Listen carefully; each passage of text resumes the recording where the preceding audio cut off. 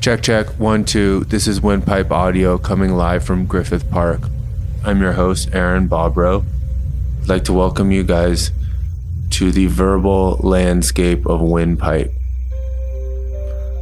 More will be disclosed, much will be discovered, and I hope to take you guys along on the ride.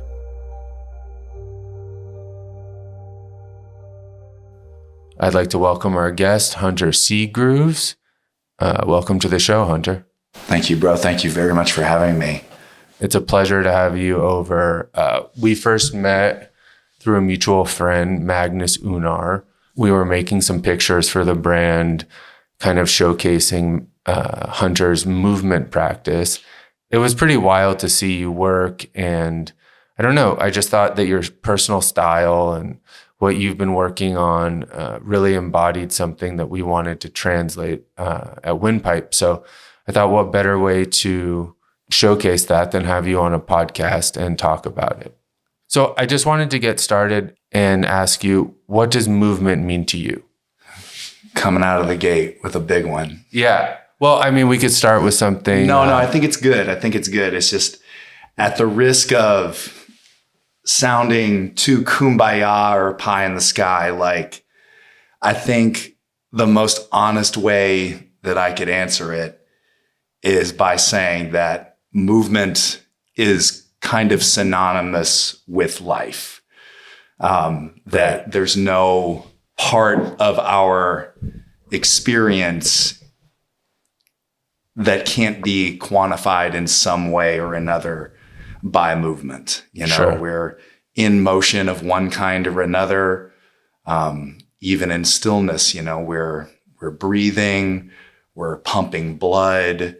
The way we communicate, sound itself is essentially vibration. So movement kind of is synonymous with everything.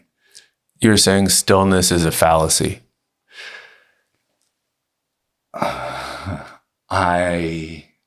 I'll go with that. I think that there's an active component to stillness. I think that, it's the snake eating its tail, that there is no movement that isn't supported by stillness. It's like,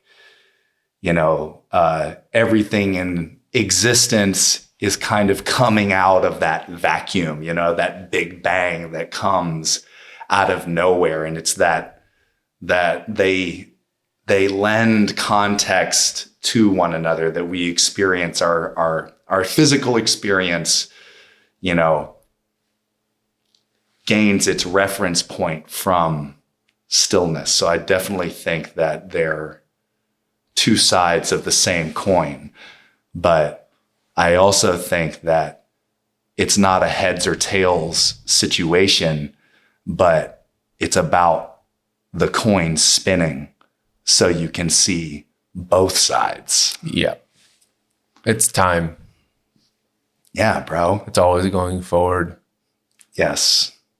I was looking at your bio and I saw that you had done a little bit of acting and some college sports. Yeah, I didn't play sports in college. I had some opportunities available. I had like a preferred walk-on situation, and then I had like some offers for some smaller schools. What are you, D1, D2? What are we talking? The preferred walk-on at D1. I got an offer from Vandy's, like, hey, we're not going to give you any money, but if you want to come here, you can play football. No way. Yeah. That's pretty sick. But I knew that I was cooked when I showed up, and like I was an end, and I showed up for a visit and to like watch a game, and this prospective quarterback was like 2 inches taller than me and outweighed me by 20 pounds. I was like, oh no, bro, I'm not SEC material.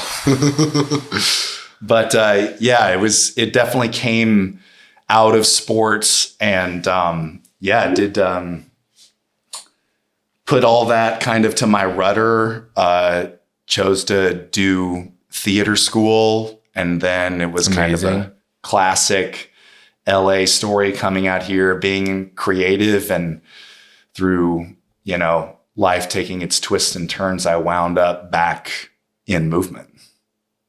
That's fascinating. I mean, I think so much about like practice, impersonating, visualizing, YouTube videos. It's all kind of the same thing. And the performance is a type of acting. And like at its best, you're losing yourself in it. You're forgetting that you're doing it, you know, whatever it is, whether it's your stretching or you're training jujitsu or you're running or you're doing the rings like you showed me, which I have no business on. You know, you want to be able to forget about what you're doing. And I think that like that kind of multidisciplinary background, like, you know, theater school, like, wait, that doesn't make sense. How is this guy like a trainer and a movement practitioner moving like that? How does it come from theater? Is that Shakespeare? Like, you know, and it's like, wait, let's go a little bit deeper here. Like, that's like really unique. That's really special. You're bringing these attributes to like your clients, to your presence, to your community. That's like, it's not just like, you know, a whoop band. Totally. And it was like, you know, there's the narrative to escape of like, I'm like a recovering actor, or like the acting thing didn't work out for me. But getting that training in so many ways just blew my shit wide open into terms of how I saw my physicality. Like there were approaches and disciplines that I learned that were completely revelatory to me. These sort of performance-oriented movement disciplines, you know, like neutral mask stuff and clowning and Suzuki theater practices and, you know, all of these things that like were so much more than like lifting weights and throwing a ball. And I learned like the value of like softness and like, you know, that, yeah, sure, you can express strength and things can be like slow and sustained and direct, but they can also be light and indirect and fleeting. And so there were all of these sort of like qualitative considerations that I never would have had, and definitely lend themselves to not only like my goals and my own practice, but give me insight as to like what's going on within any body, you know? And it's like, that's fascinating. I mean, thinking that like you have one speed, like, okay, I'm going to lift this bench press, right? 200 pounds. It's like, okay, you're going to move this mass. But thinking that you have so much more control and realizing it from a discipline outside of training, right?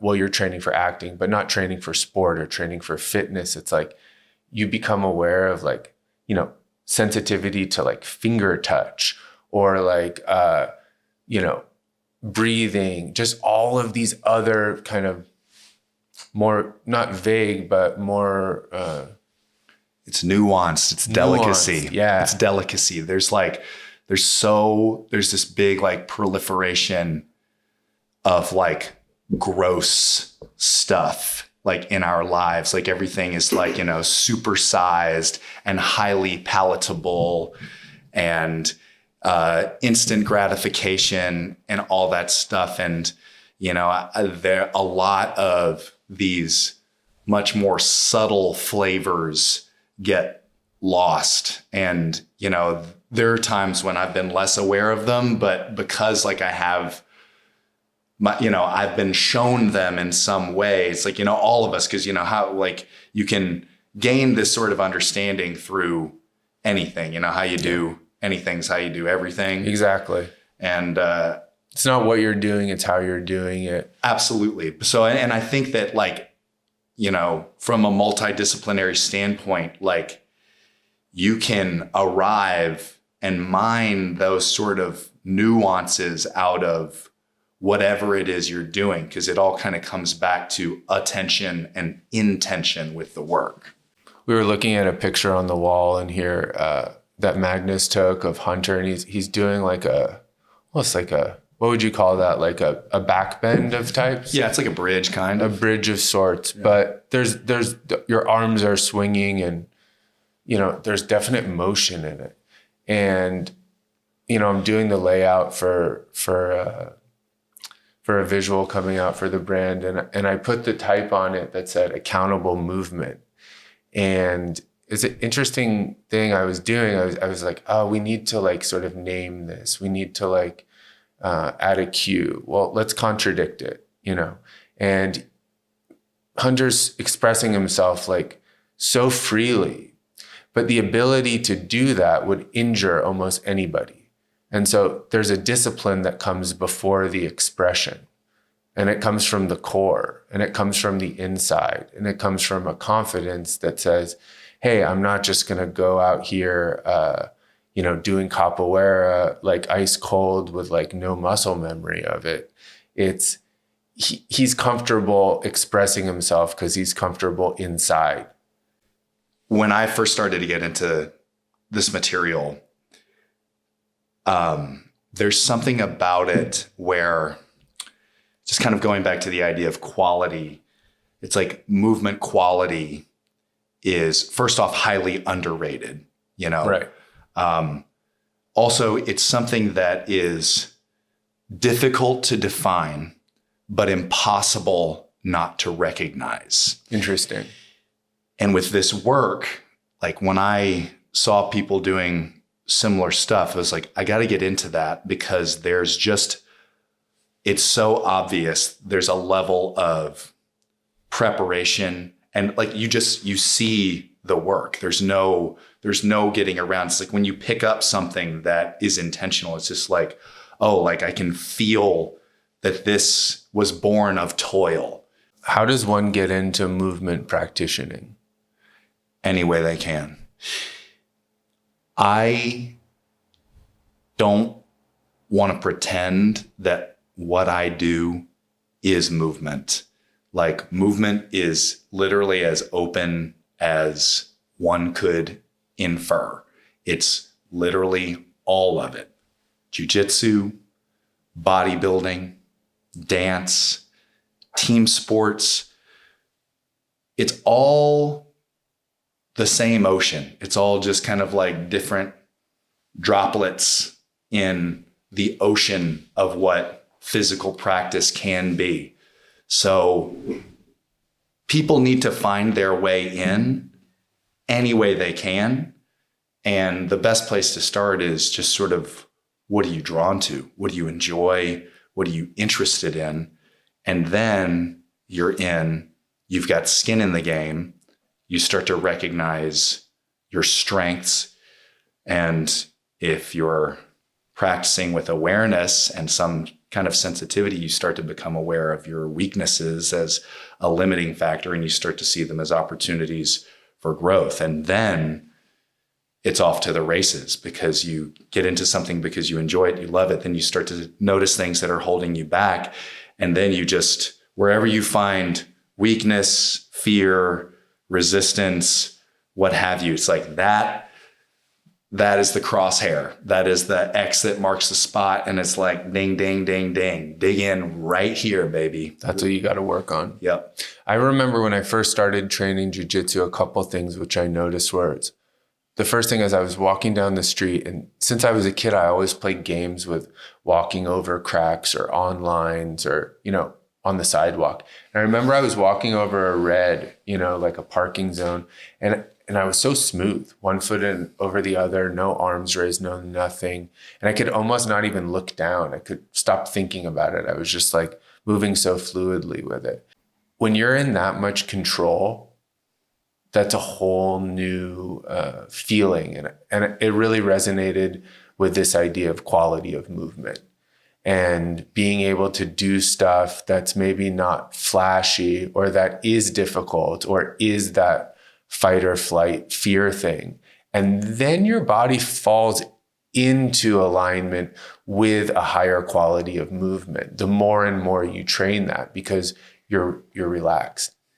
And I think that's something that like I noticed in your movements, I noticed in Magnus's movements, I noticed in people I train with who have been training jujitsu for a long time, or just like excellent runners or different artists, different designers and stuff. The more and more you train, the more and more relaxed you get in the present moment, and the more and more space you have to express yourself and to trust what you're expressing.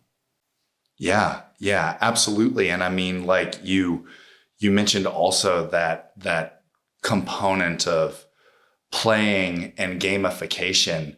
And, that's something that predates humanity, like animals play, like, and have played, like there's been a playfulness that's inherent in nature long before like the evolution of Homo sapiens, you know what I mean? And because it's something that is so ancient, it's something that inherently opens up a ton of possibilities. And if you're coming into things, there's something to be said for preparing and being rigorous and being specific. But when I was, if I was doing a scene and I did the scene exactly how I wanted to do it, or I said the speech exactly how I wanted to do it, it was never as interesting as when I would fuck up, or I would feel totally out of control, or something wouldn't go my way. So while there's something to be said for being prepared, it's when you get shook and there's that moment where the facade drops and you're vulnerable that I feel like really makes people lean in. I was remembering a Michael Jordan story about how that baseline dunk that he won, I forget what year it was, probably like, I don't know, 1990 or something, in the dunk contest, not the free throw line, but the baseline dunk one like that, where he's going like that. Yeah, totally. Apparently he had no idea what he was going to do. He hadn't planned it at all. And I just love that idea of like being so dedicated to whatever it is you're doing, whether it's, drawing or painting or training or CrossFit or hiking or water management or cooking or raising a family or being a butcher. Whatever it is, that type of dedication, the stuff you don't see, that when you are performing, you don't need to think about it because you can trust. You can trust that that the work is there.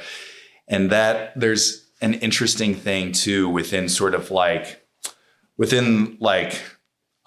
the movement practice that's been sort of like offered to me through my teachers and that I've been exploring. There's a model that works from isolation to integration to improvisation. This idea that whatever the field is, whatever your field, music or culinary pursuits or whatever it is, that when you get to this point where you can just freak it off the top of your head, like that is sort of like a highest form of practice. But it's born out of preparation and work, that it's like, I have this bridge pattern, I have this rolling pattern, I have this support pattern, and I practice them all in isolation.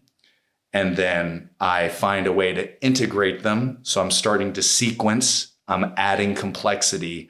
But then after repetition, when I get to the point where I just jump off the ground and I don't even know what dunk this is going to be, but I'm going to throw down something nasty. It's like, you'll get to this point where I know my line. So now I'm just doing the thing right now in real time. You're embodied. Exactly. And you're not giving off any interference.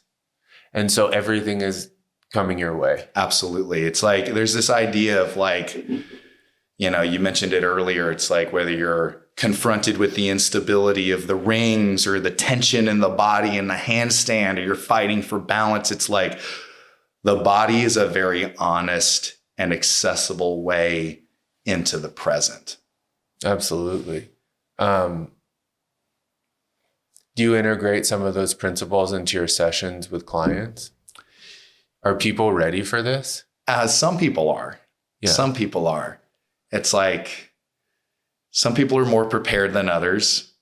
You know, I'm providing a service, and there's a lot of attention paid to like the role that I need to play. Mm-hmm. You know, some people want to be taught. Some people want to be entertained. Mm-hmm. Some people want to be coddled. Mm. So it's interesting to sort of like notice what is being asked. But yeah, through one way or another, whether it's, you know, the tasks that I'm having people do, or if it's the shit that we talk in between sets, you know, this stuff is too close to me. I care too much about it. I can't really shut it off. So yeah, I try to leave those fingerprints all over when and how I can. I think the first time we met, we were talking a little bit about Ido Portal, and he was somebody I learned about, I think because of Conor McGregor. Can you talk a little bit about Ido and his role in forming your practice? Yeah, I mean, you know, without like being, without simping too hard, Ido's definitely been not only the biggest single influence on me and my practice and so much of what I've learned from my teachers who are students of his.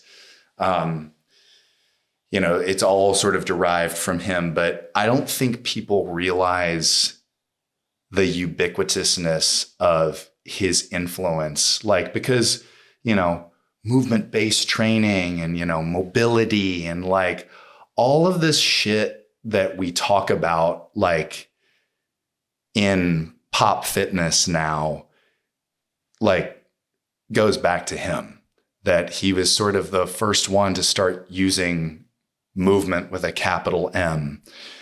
And sure, you know, he's synthesizing ideas from giants that he's standing on the shoulders of. But yeah, I definitely think that there's no more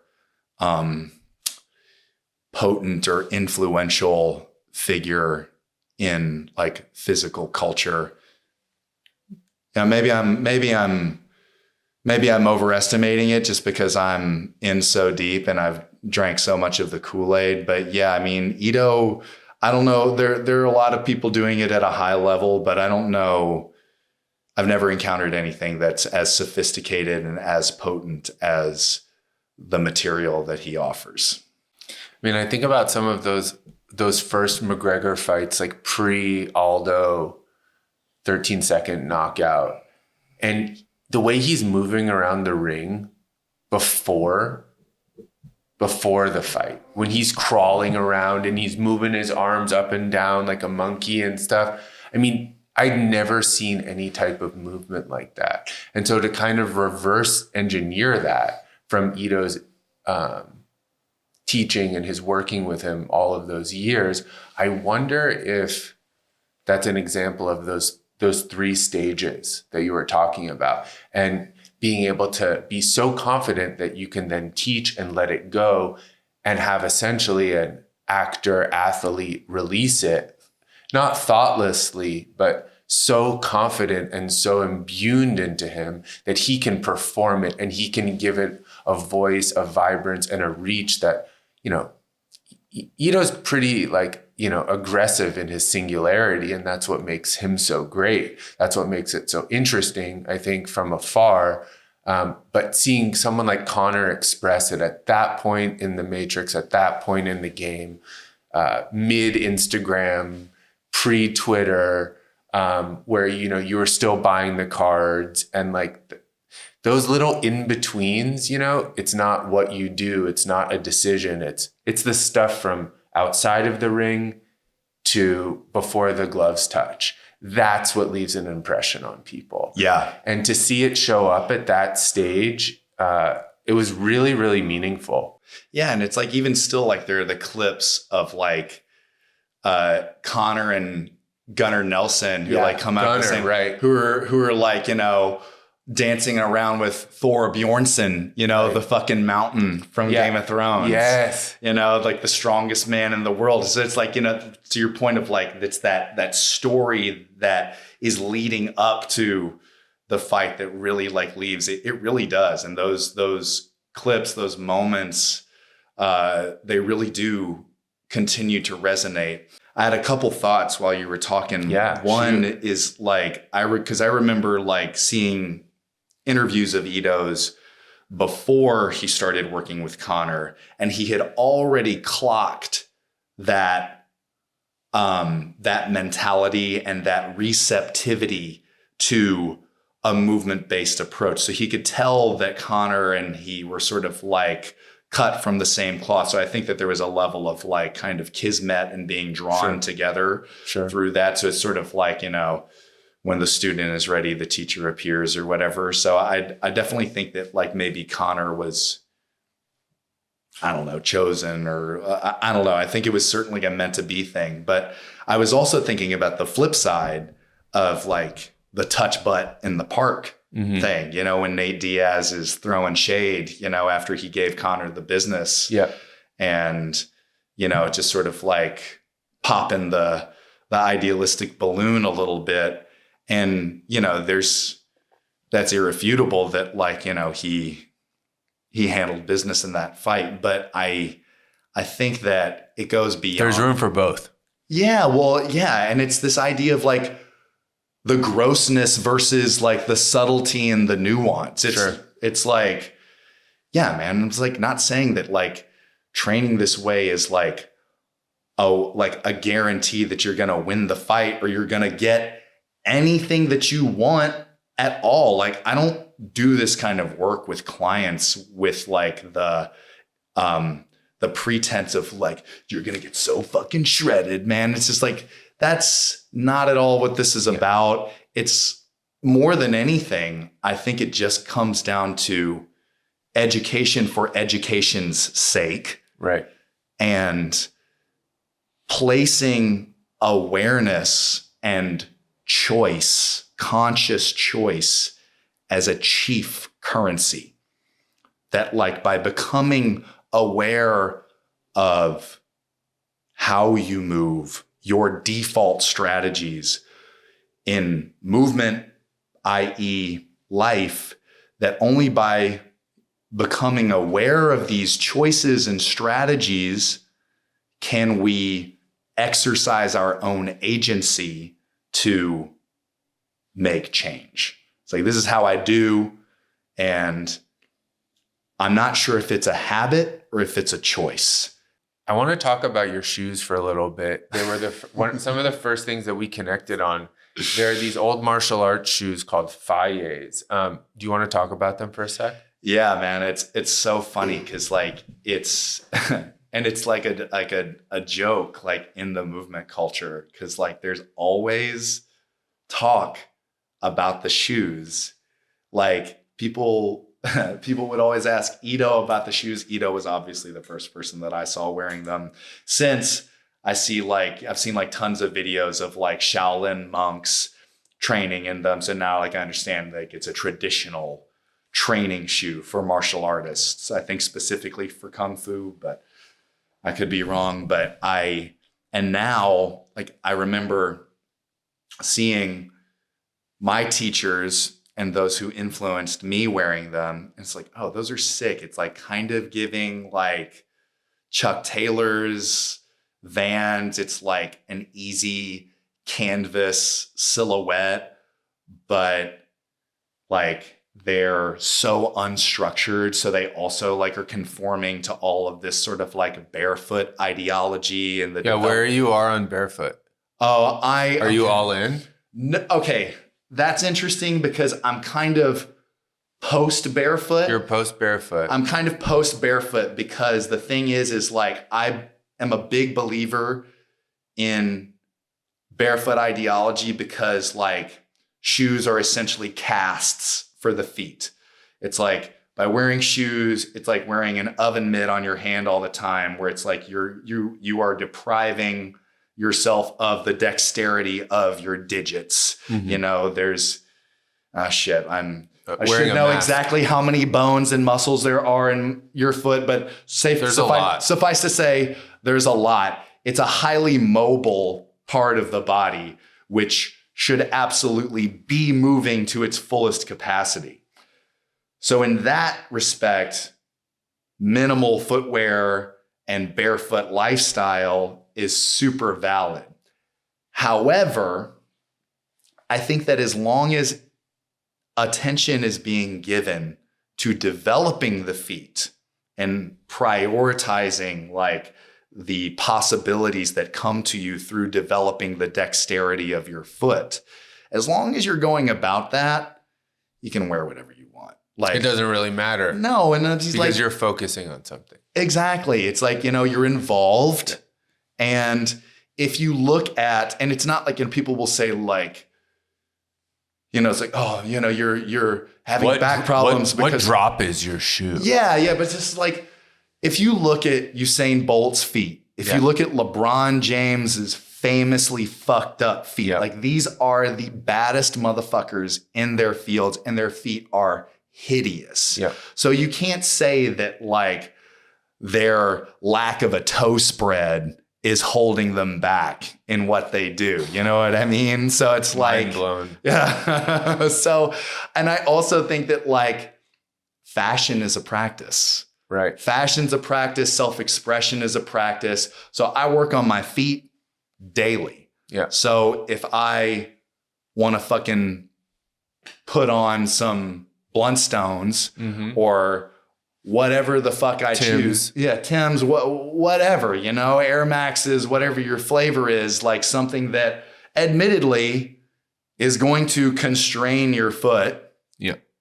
But like, whatever, this is my life. Like then it comes back to agency. Like I'm doing this in an informed way because I want to. But the problem just becomes when you are outsourcing the work that your body should do to an outside object. It's like there's a saying in the movement culture that the fancier, the more expensive the toys or the gear, the cheaper the mover. So it's like it's high tech. It's a high tech body, low tech tools kind of thing. Your style gives that off. I was drawn to it immediately, and I think the pictures that we made with Magnus express that to a certain degree. And I couldn't agree more. I mean, I like gadgets. I love on sale Arc'teryx, mid, sometimes even used, don't care what color it is, because they did all the work. I don't need to choose the Beams one. Totally. I do not need that. Like, I do not need that in my algorithm. Yeah. I mean, look at the NBA. Steph Curry's one of the greatest players ever. He's been on Under Armour. Got the most fucked up. You're telling me those shoes are good? Busted ass shoes. Have you put on a pair of basketball shoes recently? Pumas? Skechers? Is it ASG? Who's got the Skechers? No, or maybe he's Converse. I think Julius Randle is Skechers. Dude, that is insane. And all those guys are just like... Terrence Mann. T-Man. Oh, yeah. Terrence Mann and Julius Randle, I think, are the first two Skechers. And Harry Kane for Munich. But that's soccer cleats. I don't know. We're getting to the NBA playoffs. And this is an abrupt turn. But I noticed that like you were bawling when we went over your house. Your son was bawling. Who are some of your favorite basketball players, the way they move? So my roommate in college is from Cleveland, and he's a diehard Cavs fan. So shout out Mark Price. Hell yeah. So I mean, I became fascinated with watching LeBron, in college, watching the Cavs with him. And then last year, I went to see the Lakers with my son, and being there with him and seeing LeBron was like, it was a religious experience. And I was like, it rekindled so much in me. And I know that there are a ton You've been balling ever since. Yeah, like hardcore. Pick up Pan Pacific. Hardcore, I see. Yes, I started playing at least once a week at Pan Pacific or Poinsettia. So yeah, I would say LeBron's definitely my favorite. He got me back into it. I know that there are people who hate, and for good reason, and there are other really incredible players in the league. But I mean, there's nobody who embodies, I mean, like there's nobody who's him like that to me, except him. You know, some of the greatest movement that I've seen this year, and I watch a lot of sports, I listen to a lot of sports. It's a big part of my life. And I think it was the first round, Ravens, I think it was the divisional round, before they lost to Kansas City. And Lamar Jackson, the way this guy moves, he's like a martial artist. I mean, he was doing like judo stuff. He's really tall. He's moving like 3 or 4 inches with his shoulders, as opposed to like a lot of mobile quarterbacks who are like juking around and like, I mean, this guy's like, he's so upright and he's doing so much with so little, leading with his head. I mean, the economy of his movement and the reactions that he gets, it's like, it's so satisfying. I mean, it is truly, it's like, I'd never seen anything like that. Maybe I'm forgetting some Michael Vick stuff, but that was really it was a treat to watch. And I could, you know, studying jujitsu myself and being interested in martial arts as a whole, like seeing him move there, I was blown away. I was blown away. Yeah, dude. And it's funny because like there are, just kind of going back to basketball, there are systems in training are kind of can be super problematic because like, you know, people will talk about like FRC, like functional range conditioning or functional patterns, right, or MoveNat, or a more recent one is called GOTA, based off of some coaches based in Louisiana. Oh, interesting. What's that all about? It's about, it's kind of breaking everything down into gait mechanics. And it's nice because like there are some really interesting movement models that kind of like will kind of distill everything down to like all movement is gait. Mm-hmm. Some like can be equated to like some portion or phase of the gait cycle. And I got pilled by the GOTA stuff super hard early on, just because they did a really great job of like marketing these sorts of like 2 fundamental like movement patterns of this sort of like this bow and this corner. I mean, since it's just like any system. So I say this like with like acquiescing that I certainly bought in for a bit, but then after a while, because they would demonize LeBron. They would use LeBron as like somebody who did everything wrong in the context of their system. No, it was, I mean, this is super nerdy, but it's like with the GOTA system, there was a lot of emphasis on internal rotation. So it's like, with your heel down and you're stepping, you know, your foot strikes the ground, touch with your heel, and you're in this sort of like externally rotated receiving position with the leg. And then as you overcome and you go to toe off, as you're stepping over that leg, then you're internally rotating. And they would demonize LeBron because he's like preternat. He's like perpetually externally rotated. Yeah. He's always feet out. When he holds the ball on the 3-point line, he's so pigeon-toed. Totally. Or when he does like the little back pedal, when he does the back pedal, it's like, it's all like, you know, toes out. And they're like, yo, he's only getting away with this because of, you know, godlike genetics. And one day his knee's going to fucking explode and like all this fear mongering. But like, and that's one of the reasons why Ito's work is so like enduring to me, is because like, oh, what's the right way to walk? No such thing. You should have many walks. You should be able to walk in a variety of ways. And a big thing that I've talked about with colleagues that I really respect is like, people get just like, God, people have such bad sleep hygiene. It's like, oh man, people come in, their shoulders are so fucked up because they sleep improperly. And while yes, people do come in with like problems with their shoulders and their necks because of how they sleep, but to say that there's an incorrect way to sleep, that's a fucking fallacy. It's like we should be like, we're used to sleeping on fucking roots and rocks. It's like we should be able to sleep however the fuck, because there's enough variety within our movements in our waking hours. So it's like we're prepared. It's just like it all kind of comes back to like problems derived from sedentarism. That it like we get into trouble because our life just kind of consists of like moving from one sit to the next, you know? It's So like true. we're sitting at home, we're sitting in the car, we sit at work, and it's just like it's so much of the same shape. So, and that's why it's just like when I tell clients, it's like, man, just like, get on the fucking floor. Get on the floor. Like any way you're sitting on the floor, first off, you're not going to be there for long because you're going to get uncomfortable. You're going to change shape. Also, anything that you do is going to resemble some kind of stretch, whether you're in a straddle or you're cross-legged, squat, long sit, feet out in front, roll over on your belly. All this shit looks like mobility work. That's because it is. So it's like, but it's like we think it's like, oh no, I'm going to do my mobility work in the gym, and I'm going to you get my mobility program from my coach. But it's just like, bro, you just need a more dynamic living situation.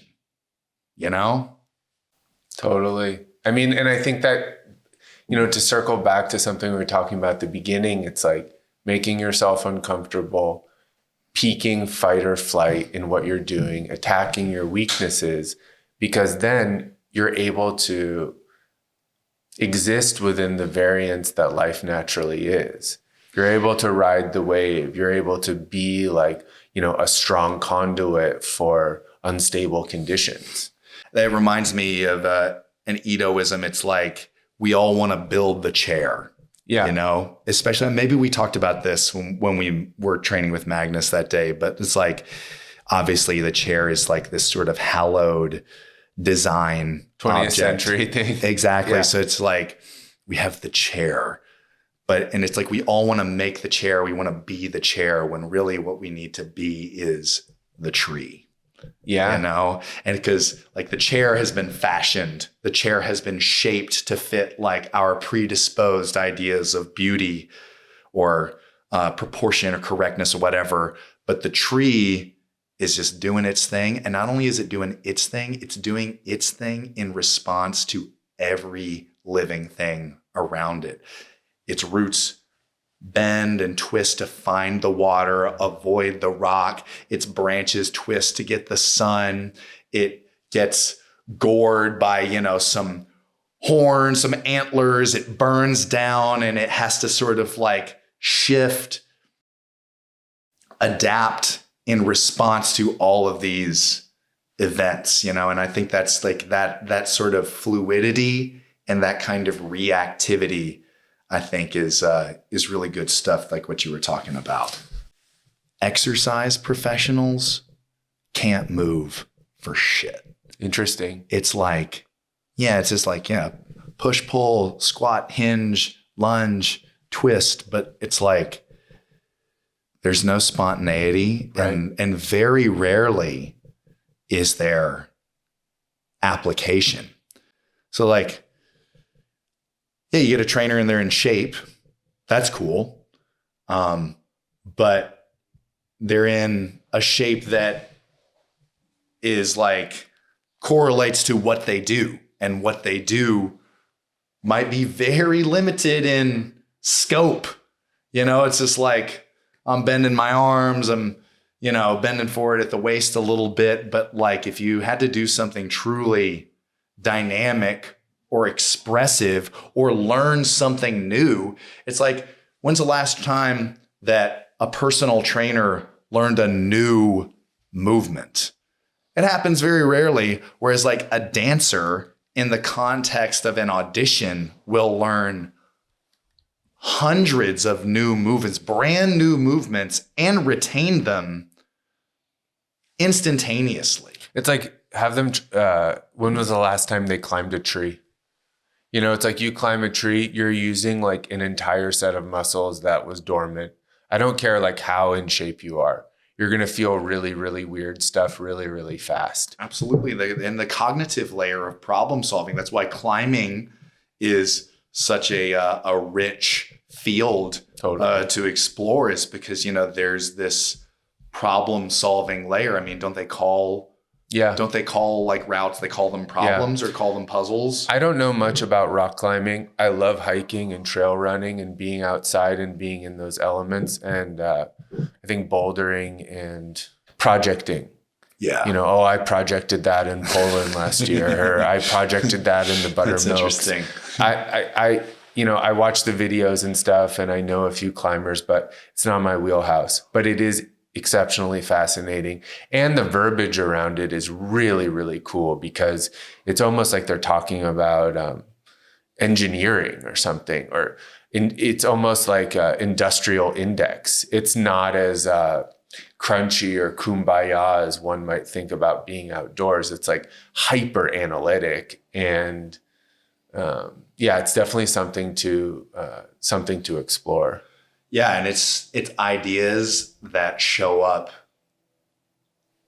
again in a multidisciplinary way, that you'll hear a physicist mention the same ideas, and it's just like, I feel like you know the truth when you hear it, and so you can hear something that sticks with you in one context, and then you'll hear it again in a different context. And I feel like when you have ideas that come in the middle of like multiple Venn diagrams, that's when you're getting to something that is more essentially true. You know what I mean? Right. Yeah. I mean, I guess that's, what we were talking about before we started the pod about Windpipe. It's like, clothing, sport stuff, art, everything in between that. And I feel like as an artist myself, I think that's when I'm being the most true to what I'm doing now, is when there's no boundaries between, the art and the design and, connecting with people. I think that's when the Venn diagram starts to be able to be like laid over. And then in that little middle, that's where it makes sense. Yeah. And something really powerful that you said during that conversation, that through the doing, it emerges.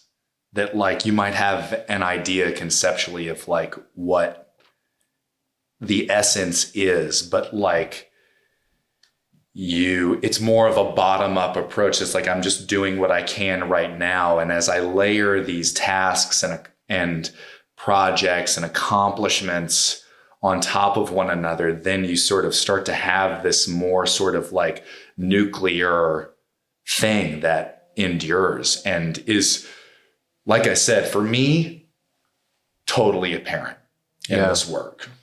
Yeah, I think like studying something with no apparent outcome, like whether it be a shape or whether it be a photograph or whether it be a texture, whether it be a color, working with that, surrounding yourself by it, being immersed in it, collecting it, studying it, putting it together, working with different people to put it together, having conversations, about it, it solidifies.